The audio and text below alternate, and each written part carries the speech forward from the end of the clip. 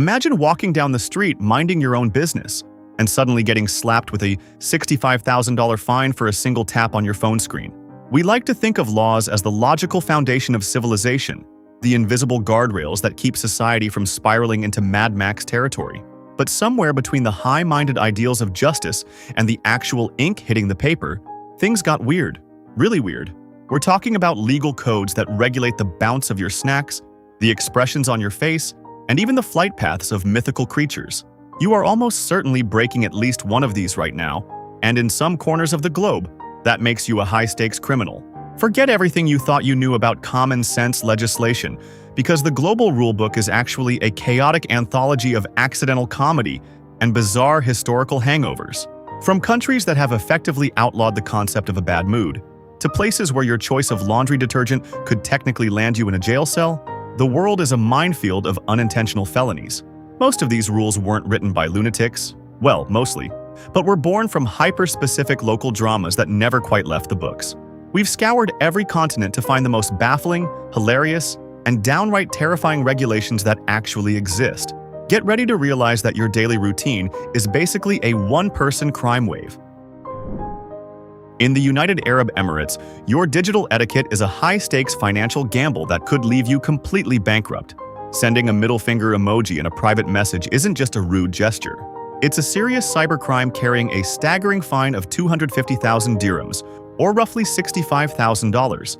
This single tap on a glass screen is officially one of the most expensive forms of non-verbal communication in human history. The British government decided in 1986 that fishmongers needed to live inside a spy novel by passing the Salmon Act. Section 32 explicitly makes it illegal to handle a salmon under suspicious circumstances, though the text never actually defines what that looks like. It effectively turns every person carrying a fish in a trench coat into a potential target for a high-level undercover sting operation. So if you're planning an intergalactic wine tasting in France, you'll want to avoid the famous vineyards of Châteauneuf-du-Pape entirely. In 1954, the local mayor issued a formal decree banning flying cigars and UFOs from landing within the town's limits to protect the grapes. This law remains on the books today, meaning any alien visitors would technically be greeted with a celestial parking ticket upon arrival. The state of Connecticut decided in 1948 to settle a culinary debate with the hammer of justice. According to a specific court ruling, a pickle cannot legally be sold as a pickle unless it demonstrates physical structural integrity by bouncing. This implies the existence of a government official whose entire career involves dropping cucumbers from exactly 1 foot to see if they jump. In Milan, Italy, the city government once decided that looking grumpy was a literal threat to public order. An old law from the Austro-Hungarian era mandates that citizens must smile at all times in public with strict exemptions only for funerals. While nobody is being handcuffed for frowning today, the law was never repealed, making every moody commuter a technical fugitive from justice. The Canadian government once engaged in a spectacular act of cultural self-sabotage by accidentally outlawing the entire concept of the superhero. In 1949, a law was passed making it a crime to publish any comic book depicting the commission of a crime, regardless of context. Because every hero stops a bank robber, the legislation effectively eviscerated the domestic comic industry for an entire generation. In Thailand, your morning routine is a matter of national security because the government has a very specific interest in your laundry. An old statute remains active that strictly forbids anyone from leaving their home without wearing underwear, creating a bizarre legislative requirement for personal hygiene. It's a law that polices itself through pure psychological awkwardness, as physical enforcement would require a truly terrifying level of inspection. Monaco is home to the world's most famous gambling den, but the locals are legally barred from ever seeing the inside of it. The 19th century rulers decided that while foreign money was great for the economy, gambling was simply too dangerous for their own citizens' bank accounts. This creates the ultimate irony: a tax-free paradise funded entirely by a party that the residents are forbidden to attend. The legal system in Mexico operates on a surprisingly poetic philosophy when it comes to the innate human desire for total freedom. Escaping from prison is not considered a crime there, because the law recognizes the urge to be free as a fundamental human instinct. The police will still try to catch you, but you won't face extra charges for the breakout itself, provided you don't break any other laws in the process. In Singapore, the government treats your neighbor's unsecured Wi-Fi signal like a high-security vault that requires a digital crowbar to crack. Connecting to a random open network is legally classified as hacking under their strict computer misuse laws, carrying a potential $10,000 fine. It turns the casual act of checking an email into a high-stakes felony, proving that in Singapore, even the airwaves are patrolled. Traveling to Japan with a common cold can accidentally turn a law-abiding tourist into an international drug trafficker within minutes of landing. Due to incredibly strict anti-stimulant regulations, common over-the-counter medicines like Sudafed or certain Vicks inhalers are completely illegal to possess. Tourists have been detained for weeks for simply trying to breathe through their noses, proving the legal system has zero chill for congestion. The city of Boulder, Colorado seems to be going through a bizarre identity crisis involving its own name and local landscaping. A municipal ordinance actually forbids residents from keeping large rocks or boulders on their lawns unless they're part of a pre-approved project.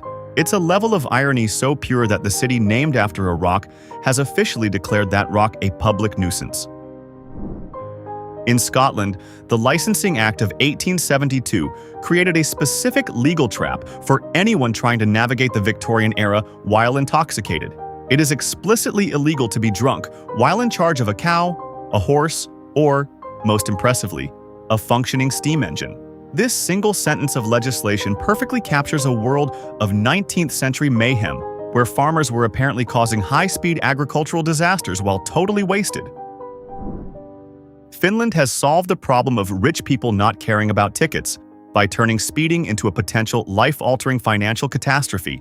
Traffic fines are calculated based on the offender's daily income, leading to a famous case where a millionaire paid $60,000 for a minor violation. It's a system that ensures the punishment feels exactly the same, whether you drive a beat-up Honda or a gold-plated Ferrari. In Portugal, the government has taken a firm, if entirely unenforceable, stand against the chemical composition of the Atlantic Ocean. It is illegal to urinate in the sea, a rule that exists purely in the realm of good intentions and wild maritime imagination. Short of a specialized police unit equipped with advanced thermal salinity sensors, this law remains a hilarious monument to legislative optimism. The Caribbean nation of Eswatini has managed to bring the world of fantasy novels into the realm of Civil Aviation Authority. A formal regulation reportedly forbids witches from flying their broomsticks at an altitude higher than 150 meters to avoid interfering with planes.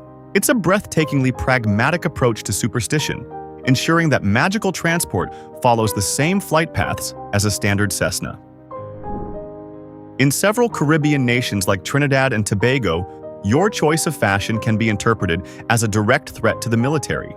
Wearing camouflage clothing is strictly illegal for civilians to prevent gang members from impersonating soldiers during the commission of high-level crimes. Unsuspecting tourists often find that their trendy cargo shorts are actually a criminal offense, one that can lead to an immediate airport arrest. The town of Quitman, Georgia, has provided the most bureaucratic and soul-crushing answer to one of history's greatest philosophical jokes. A local ordinance makes it illegal for any chicken to cross a road within the city limits, placing the legal burden squarely on the owner. The chicken's legendary journey wasn't motivated by a search for meaning. It was canceled by a municipal code violation. In Turin, Italy, being a dog owner comes with a legally mandated fitness regimen that would exhaust even the most active person. City law requires that dogs be walked at least 3 times every day, with failure to do so resulting in fines up to 500 euros. It creates a hilarious image of a police state where officers check parks for poodles that look a little too bored. The state of Vermont has a lingering legal fossil from the 19th century that attempts to control what happens inside a woman's mouth. An archaic law still on the books technically requires a woman to get written permission from her husband before she can wear false teeth. It's a jaw-dropping reminder of an era when dental prosthetics were apparently a matter of spousal approval. In Paraguay, the government has added a masterpiece of bureaucratic dark comedy to the tradition of settling personal scores with violence. You can legally challenge someone to a duel, but only if both participants are registered blood donors with the National Health Service. The logic is that if you're going to bleed for honor, you should at least contribute to the public supply first. And finally, the Philippines has managed to criminalize a personality trait that we have all encountered at a frustrating family dinner or office meeting. The crime is known as unjust vexation, a wonderfully vague charge that covers any behavior that annoys or irritates another person without a valid reason. It is the law's attempt to decide exactly when being an insufferable human being becomes a matter for the local police.